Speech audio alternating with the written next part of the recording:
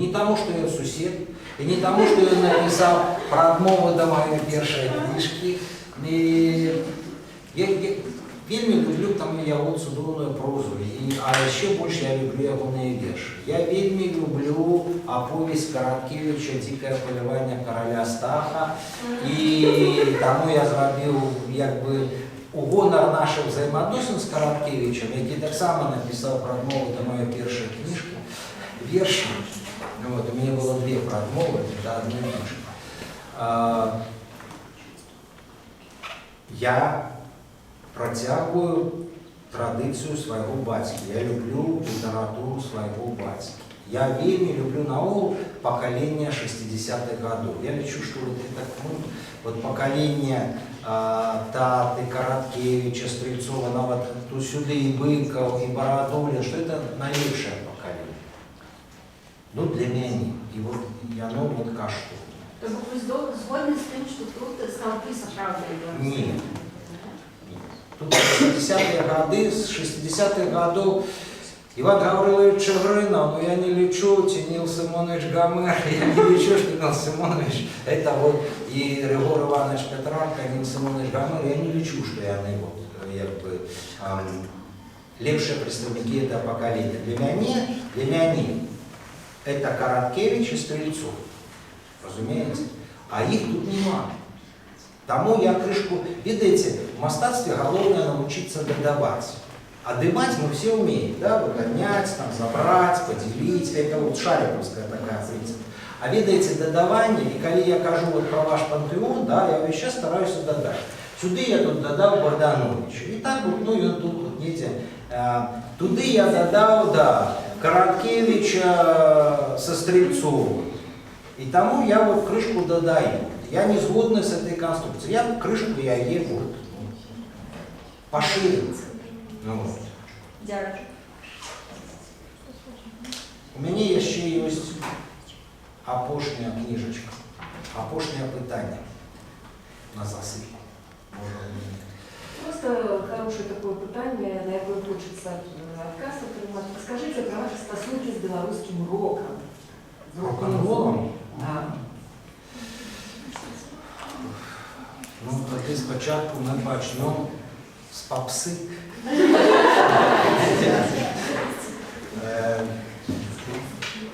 Хотя не зовсім з попси, а з професійної музики і з професійної взаємоотносин. Що з музикою склалося так. Мне был знакомый, я ходил, молодь збиралась в Троицком предместе, мы там збирались, побудовали это Троицкое предместе, здавалось это романтично, ходили выпивать, знакомиться с девчатами, такое было место. И там я был знакомый с Валиком Клипером. Ну, такие у меня был знакомый, хороший ход, и все. И подходит до меня Валик и говорит: слухай, а как ты относишься к евреям? Я говорю: слухай, а что за питание такое? Мы же с тобой собрали, что ты пытаешься? Скажи, это не я пытаюсь. Я говорю: а кто пытается? Это мой брат Женя пытается. Я говорю: а Женя тут при чем? Причем тут Женя пытается? Нет, ты вот откажи. Я говорю: хорошо, я откажу. Я добро ставлю для евреев. Правда? Я говорю: а ты что хотел почуть? Он говорит: ну нет, вот Женя хотел почуть менавіта, что ты добро ставишься для евреев. Я говорю: хорошо, добро, все. Я говорю: а в чем проблема? Проблема в том, что он хочет писать с тобой песни. И он будет писать музыку, а ты будешь слово писать. Я говорю: слушай, ну я вот пишу верши, конечно, вот писать песни, это нечто такое. Ну, вот. Он говорит: и он тебе все расскажет. Ну, короче, мы сустрелись с Женей, я написал верш, и он написал музыку, понес к Мулявину. Мулявин взял песню нашу и год протримал. Пообещал, что виконає, и целый год не виконав. Я за то, как он еще 2 года тримал эту песню. Я его сейчас наставил: Женя, не забирай, хай песняры выконали твою песню. Но Женя сказал: нет, все, я вот терпение ляснулось. Женя забрал у Мулявина, отдал сябрам, сябры выконали, там был такой разрыв. Вот, да. И мы записали на вот первый клип. Вот. И мы начали с Женей писать песни, писали, и тут змянилася парадигма, змянился час. Разумеете? Одна справа, что ты приезжаешь в Сочи, ансамбль «Сябры» играет твою песню, ты просто король жильца на Черном море, и раптом ты разумеешь, что все меняется свет, и что треба все робить инакше. Со своим сябром, Вова Степаненко, таки Владимир Степан, письменник, мы не шли по улице ночью, и нам насустрач шли две девчонки. Вот. И они спытали, есть у нас сигареты. Мы сказали, есть. У нас не только сигареты, у нас еще выпить есть. Мы зашли до этих девчаток, и с этими девчатками я створил ансамбль «Новое небо».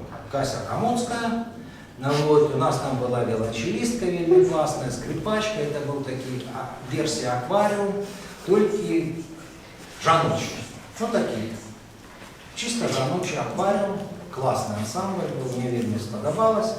А потом я писал, и кому только не писал, много ансамблей занимались. Наприклад? Что? Які? Наприклад, принцип домино. Нічого не кажу, да? Наприклад, Бонда, потім Крама, Ворожкевич. Зараз Вольський виконував з Ворожкевичем на станції Куйбинова. Вот. Потім Сябри, потім Барткевич. Пісняри все швидко не любили.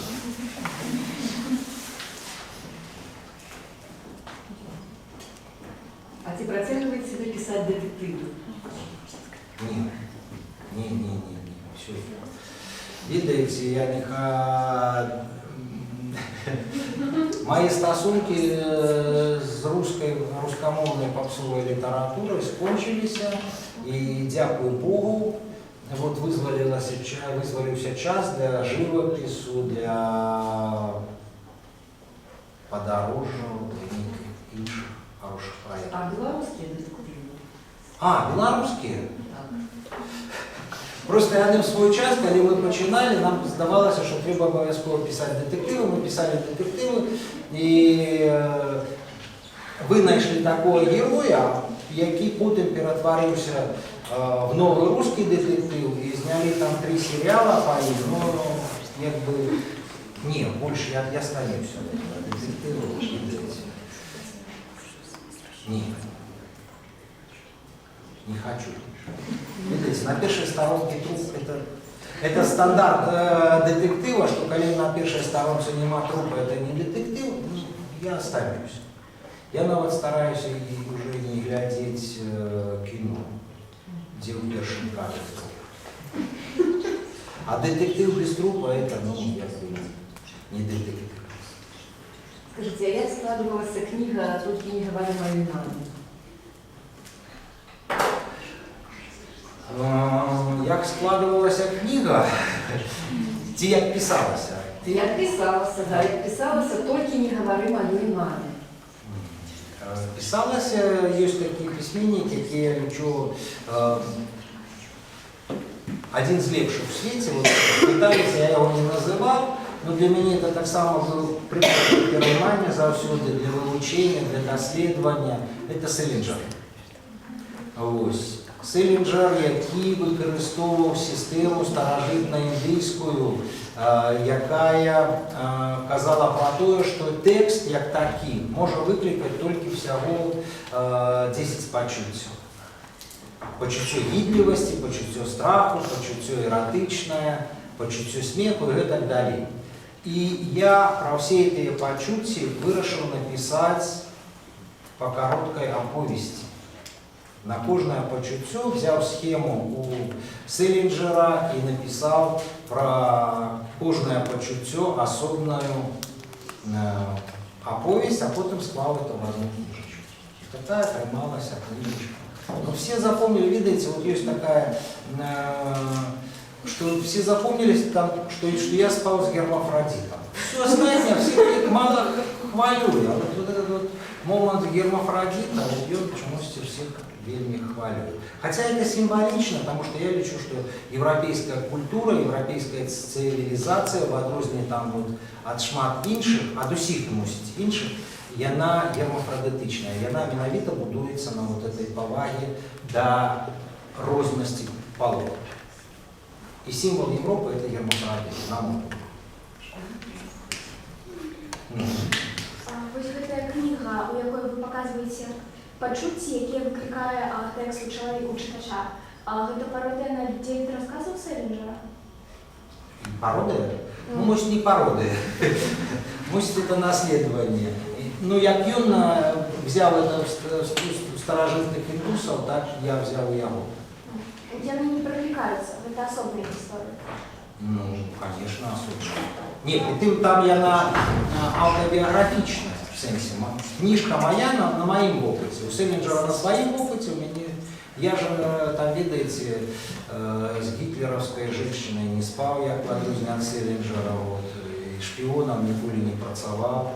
Ну, вот. Я зусім іншы, я же мастак, я же не военный. Селлинджер военный шпион, а я не. Это не постмодернистский такие процессы. Не, постмодернистский, но с великой такой, как бы, дистанции. Скажите, пожалуйста, вот я уже не могу скрываться, можно и шесть. Ведаете, вы опубликовали переписку бацькі з маці, листы бацькі да маці, вот, час вучобы. Там было вельмі шмат таких інтимных рэчаў. И публика по-разному спрыняла вот это, ці варта было друкаваць, ці не. После того, як пачалі абмяркоўваць вот эту публікацыю, ці не пашкадавалі вы, што надрукавалі такія інтымныя рэчы з жыцця бацькі, сваёй сям'і? Я щиро скажу, я пашкадаваў, што заўсёды шкадую, што кожны раз пагаджаюся рабіць правкі і не апублікаваў тое, як было напісана. Разумееце, таму што як не зрабі, будзеш вінаваты. У мяне хапала мужнасці адстойваць бацькаву як бы пазіцыю, якую сам бы ён мусіць не адстойваць. Сам бы, вот, видите, зараз проблема с дневниками, с дзённікамі Ивана Антоновича Брыля, что нема в сям'і мужнага чалавека, які взял на себе адказнасць, вот, за публикацию. Что я лічу, что шмат што і шмат пра каго бацька сказаў занадта шчыра, занадта адкрыта, занадта жорстка і гэтак далей. Але это мой тата. І я згодна яму вот дараваць все.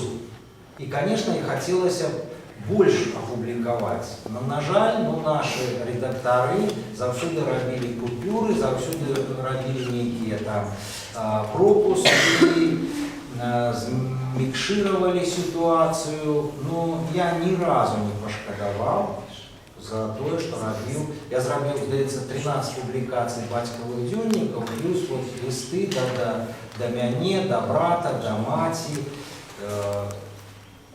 Все они вышли с некими скарачениями. Могу сказать, что батька мой писал еще более жестко, чем может надыдзе час, калі это адновіцца. Может такі час не надыдзе. Но я кажу, что взять на себе адказнасць публикатора даволі складана.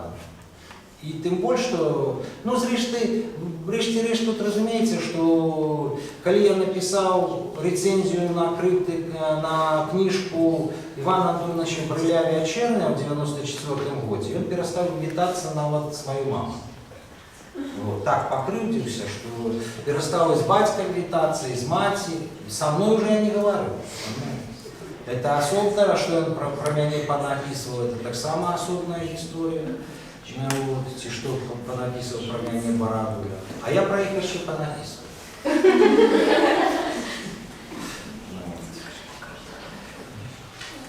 Можна ще питання? Давайте. Хлопцы, давайте. Да.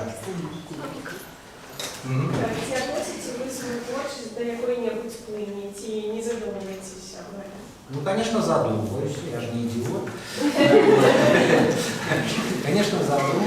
конечно, отношу, и, конечно, ведаеце, я налічу, что человек наогул істота архітектурная, что ён падпарадкаваны, ён жыве, выбудовывая архітектуру, а потом ее падпарадковываецца. И тому для меня самые важные стили в цивилизации и в человечестве – это архитектурные стили. Их не так много, их мало. И тому, например, периодизация всей литературы и культуры, я лечу, что треба ее робить по архитектурных стилях. Вот зараз мы находимся в европейской цивилизации, так?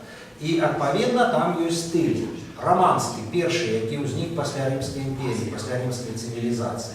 Это мужчинский стиль, такой брутальный, вельми тяжкий, а за им идея готика.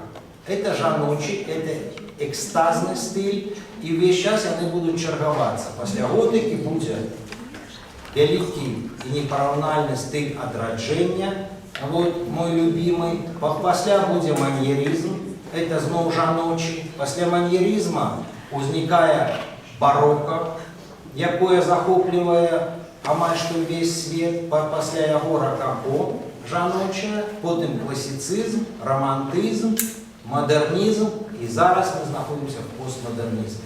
Мы все находимся в постмодернизме. Хотя я лечу, что постмодернизм недзе 11 вересня 2001 года скончился, когда началась вот эта вот атака на Нью-Йорк. Я лечу, что каштовности постмодернистские, вот этой толерантности, что они скончились. Ну, як вот у нас, видите, после вот недавно было это 11 красовика, день, когда мы згадываем выбух у метро, что, видите, постмодернистичные каштовности, такие послевоенные вседозволенности, мусить скончаются. Я решил, что мы снова находимся в мужчинском стиле. Ага. Есть у вас некие меркования з тим, яким буде шлях білоруської літератури куди ніж? Да, будем мужчинским. Вот что зараз скончается жаночий период в литературе, что скончается такая, видите, толерантность, легкость, кичевость, пошлость. И начинаются такие чисто мужчинский, рациональный, разумный, узваженный период.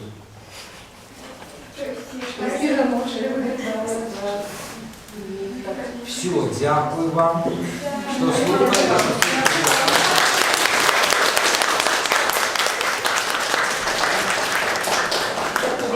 Хотелось, как у нас некий такой огонь